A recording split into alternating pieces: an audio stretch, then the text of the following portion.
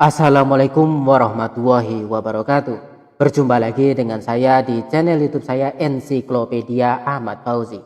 Saya pernah membahas beberapa website AI yang dapat membantu kita menuliskan outline hingga menyelesaikan tulisan artikel ilmiah kita secara otomatis, seperti Paperpal, kemudian Jenny, ataupun fitur terbaru dari Quillbot. Bahkan di video yang lain saya juga telah membahas website lain yang mampu membantu kita menulis esai secara otomatis, dan website tersebut dilengkapi dengan menu humanize, artinya dapat memanusiakan tulisan hasil AI yang dihasilkan.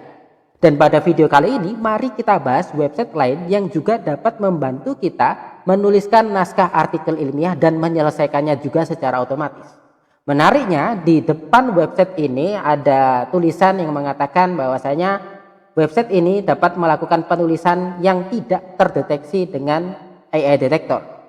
Nama website ini adalah CoWriter dan di depannya ada tulisan Undetectable AI Writer. Dan di sini kita bisa baca write better, faster, and smarter, remove AI detection. Jadinya dengan menggunakan CoWriter dikatakan kita dapat menulis menjadi lebih baik, lebih cepat, lebih pintar, dan menghilangkan deteksi AI. Apakah seperti itu? Mari kita review dan kita pelajari di video kali ini. Kita dapat langsung membuka browser kita masing-masing, kemudian kita tinggal menuliskan CoWriter seperti ini .ai. Kemudian inilah tampilan depannya dan tulisan yang tadi sudah saya baca. Kemudian kita harus login terlebih dahulu ya, atau kita harus sign up, membuat akun terlebih dahulu. Caranya adalah kita bisa klik try for free, bisa di pojok kanan tadi atau di bagian tengah tadi ya. Kemudian kita bisa menggunakan akun Google kita, sehingga continue with Google. Kemudian kita pilih akun email yang ingin kita gunakan. Nah, kita di video kali ini menggunakan akun gratisan ya. Kemudian klik lanjutkan atau continue ketika muncul tampilan seperti itu. Nah, kita sekarang sudah diarahkan ke bagian depan setelah kita menggunakan akun kita, dan ketika muncul pop-up seperti ini, kita bisa klik skip. Ini bagian depannya, dan bagaimana caranya kalau kita ingin melakukan penulisan? Nah, di sini ada new document, ini bisa kita klik. Nah, ketika kita klik new document, maka akan muncul pop-up seperti ini, create new document.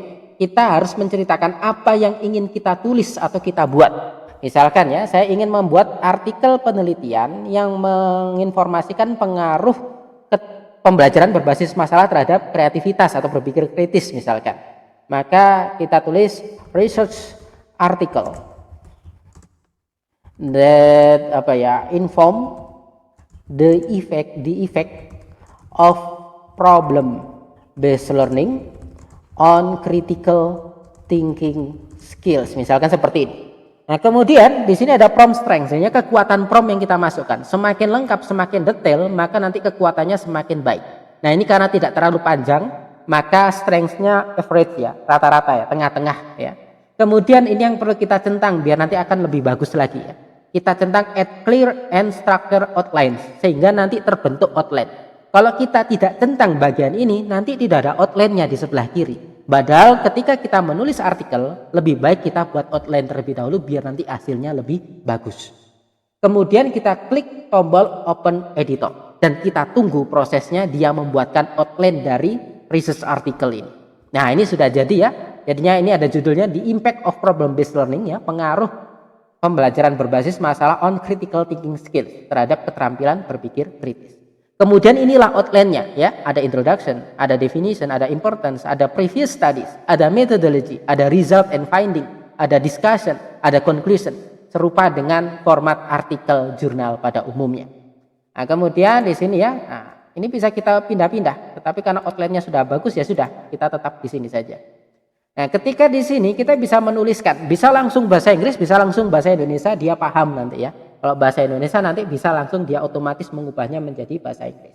Misalkan ya, keterampilan berpikir kritis termasuk keterampilan abad 21 yang penting untuk diberdayakan. Nah, misalkan seperti ini ya. Ini kan masih bahasa Indonesia nih, ya.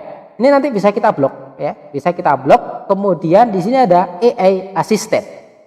Ketika kita klik AI Assistant, di sini ada beberapa menu, ya, ada improve proficiency, jadinya lebih ditingkatkan keahliannya. Kemudian simplify, artinya diringkas, kemudian paraphrase artinya diramu menjadi kalimat yang baru atau menjadi lebih panjang atau ditranslate. Nah, misalkan saya ingin submit ke jurnal berbahasa Spanyol, ya sudah, nanti kita ubah menjadi Spanish. Nah, sekarang misalkan kita paraphrase terlebih dahulu ya. Karena ini masih bahasa Indonesia ya, kita ubah menjadi academically ya. Dan selain academically, di sini juga bisa ya, paraphrase-nya casually ya, kemudian persuasif ya. Begitu juga simplify-nya, kita juga bisa lebih kasual, bisa lebih persuasif, bisa lebih finely. Nah ini arti awalnya bahasa Indonesia, kemudian berubah langsung jadi bahasa Inggris. Nah, ketika sudah berhasil muncul seperti ini dan menurut kita bagus, ya sudah, ini kita blok ya, kita ubah, kemudian ini add document, sehingga berubah menjadi seperti ini. Nah, kemudian di sini nanti, kalau menurut saya bagus ya sudah. Nanti di sini akan muncul juga kalimat lanjutannya. Ini opsinya seperti ini, setuju apa enggak? Kalau setuju kita klik accept, sehingga nanti langsung membentuk kalimat seperti ini. Kalau opsi lanjutan tadi kita nggak setuju, ya sudah, jangan klik accept tadi ya. Nah, kemudian ini kan paragrafnya terlalu singkat ya. Nah, ya maksud saya ya, nanti otomatis akan muncul seperti ini.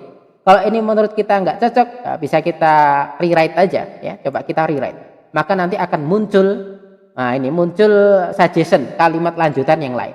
Nah, ini setuju saya, maka accept. Nah, gitu ya.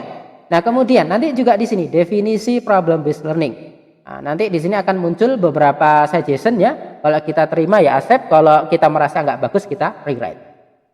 Sekarang misalkan ya, nanti ini bisa dilanjutkan sendiri, kita fokus di sini dulu. Nah, ini menurut saya atau menurut kita, misalkan paragrafnya terlalu pendek, maka kita bisa perpanjang ya.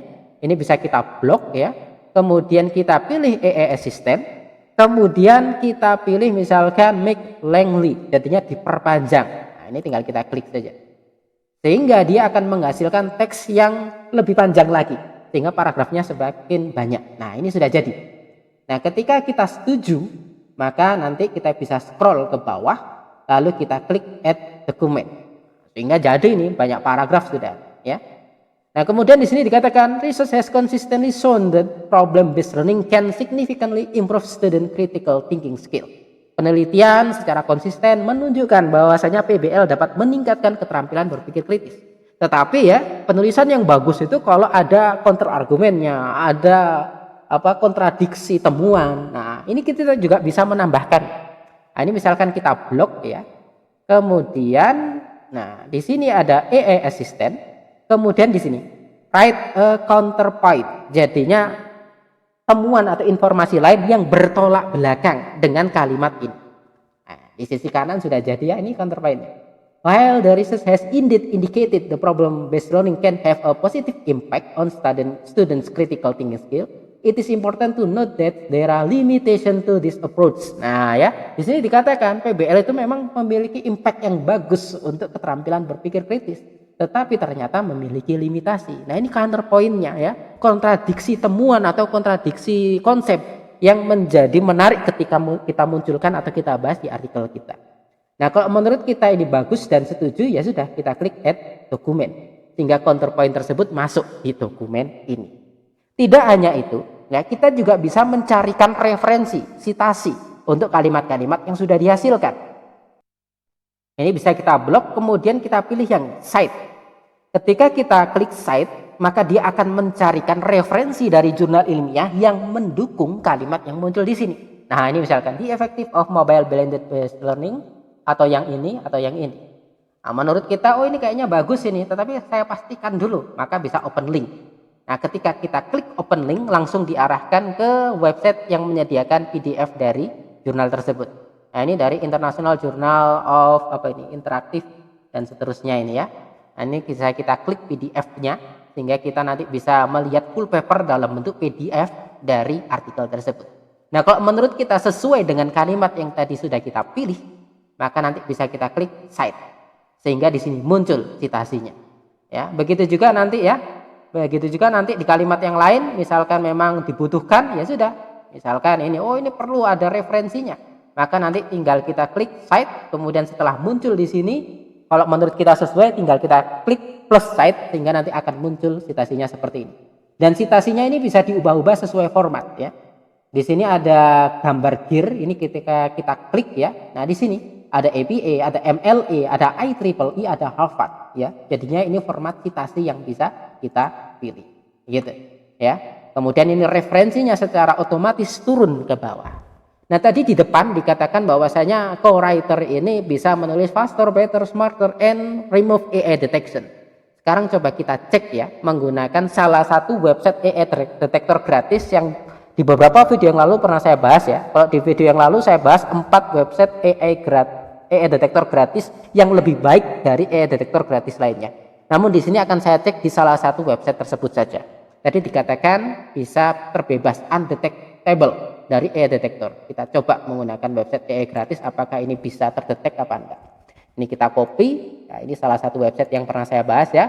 Kemudian kita paste di sini, kemudian check for AI content. Kita cek apakah benar. Nah, ternyata ya di sini masih ya reads like AI. Sebagian nampaknya memang tulisan AI yang warnanya merah ini. Sedangkan yang ini ya tengah-tengah lah. You are all set. This content reads as if it is human written. Ya, ini bagian ini kayaknya tulisan manusia begitu ya. Nah, kemudian ini bisa kita klik kanan ini. Ya, yang bagian ini ya. Kita misalkan kita blok ya, yang tadi kita deteksi menggunakan AI detector. Nah, kemudian di sini bisa kita coba AI assistant. Kemudian kita pilih paraphrase. Ya, kemudian kita ubah menjadi academically. Kita coba rewrite, kita coba paraphrase menjadi kalimat baru. Apakah tetap terdeteksi atau tidak? Nah, ini sudah jadi, kemudian kita plus add document. Nah, sehingga di sini sudah masuk ya, sudah masuk hasilnya. Ya, ini. This result as demonstrated. Nah, ini ya. Nah, ini hasilnya hingga challenges. Nah, ini coba kita copy, kemudian kita cek juga di sini. Kemudian kita paste, kemudian check for AI content. Nah, ini ternyata malah reads like AI secara menyeluruh ya.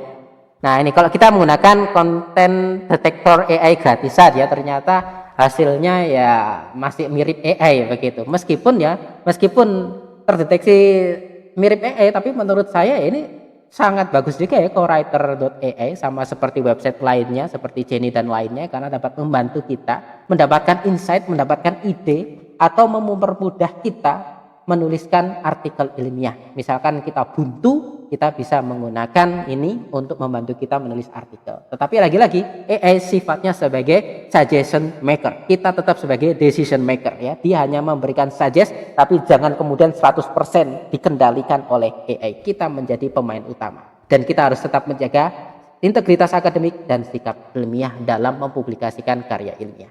Oke, demikian ya penjelasan saya terkait bagaimana kita menggunakan co-writer yang dikatakan sebagai undetectable AI writer.